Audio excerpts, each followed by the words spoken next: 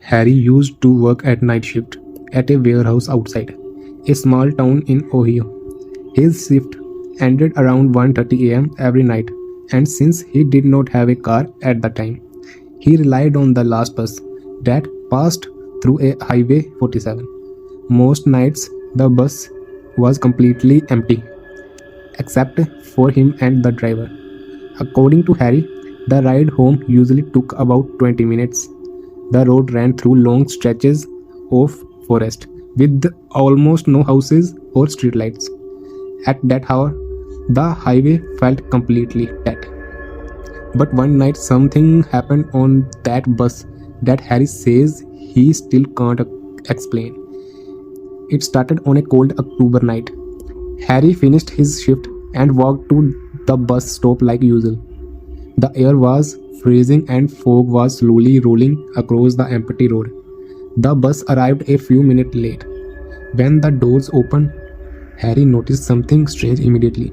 The bus driver was not the usual driver. Normally, the driver was an older man named Frank, who Harry had talked to many times before. But that night, there was a different driver sitting behind the wheel. The man looked off. He was tall and extremely thin with pale skin. His eyes looked tired, almost sunken into his face.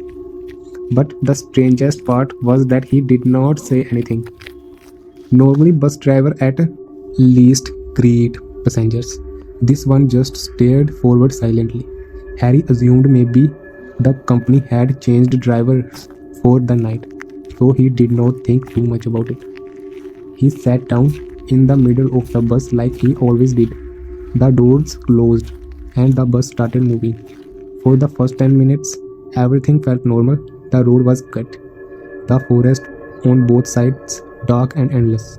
Then Harry noticed something strange. The bus was not following its normal route. Instead of turning left at the intersection that led toward town, the bus kept driving straight. Harry waited a moment, thinking maybe the driver would not turn around ahead. But the bus kept going and going. The road was now completely surrounded by forest. No house, no lights, nothing. Harry slowly walked toward the front of the bus. He asked the driver, "Hey, are not you supposed to turn back there?" The driver did not answer. He just kept staring straight at the road. Harry repeated the question. This time the driver slowly turned his head toward him and smiled. Harry said it was one of the most disturbing smiles he had ever seen. Not friendly, not normal, just wild and unnatural. Then the driver said something in a quiet voice. "You are the only one tonight." Harry felt confused. He looked around the bus. It was empty. Of course, he was the only passenger, but the way the driver said it made it sound like something else. Then Harry noticed something that made his stomach drop. The road ahead looked wrong.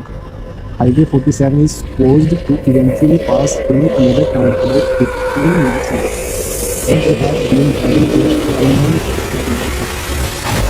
minutes had not ended. Harry started feeling uneasy. He took out his phone to check the map, but there was no signal. At that moment, the bus suddenly slowed down. The driver stopped the bus in the middle of the empty road. Harry asked nervously, "Why are you stopping?" The driver did not answer. Instead, he slowly stood up from his seat and turned to face Harry. The lights inside the bus flickered once. Then again, the driver tilted his head slightly and said something that made Harry's heart start pounding. "Someone wants to get on." Harry looked toward the road outside. There was nothing there, just darkness and fog. But then through the fog, Harry saw a shape. Someone was standing in the middle of the road, perfectly still. A tall figure. Harry said the figure looked almost too tall to be normal. The driver slowly opened the bus doors. Cold air rushed inside. The tall figure began walked toward the bus, but the way it moved did not look right. Its arms hung too long. Its step looked stiff, almost unnatural. Harry immediately stood up and shouted, "Close the door." But the driver did not react. He just stood there smiling. The figure reached the bus entrance and slowly stepped inside. Harry said the moment it stepped into the light, he realized something horrifying. The figure had no face, just smooth pale skin where the face should be. The bus lights suddenly off. The inside of the bus was now almost completely dark. Harry heard slow footsteps moving down the aisle toward him. One step, then another step, then another. Harry panicked. He ran to emergency exit at the back of the bus and forced it open. The alarm started screaming loudly. Without looking back, Harry jumped out of the bus and ran into the forest. He kept running for what felt like forever. Branches scratched his arms and face as he pushed through the trees. Finally, he reached the highway again and saw a gas station far down the road. When he got there, the employee inside called the police, but when police searched Highway 47 later that night, they could not find the bus. They could not find the driver, and there was no record of any bus schedule on that road at night.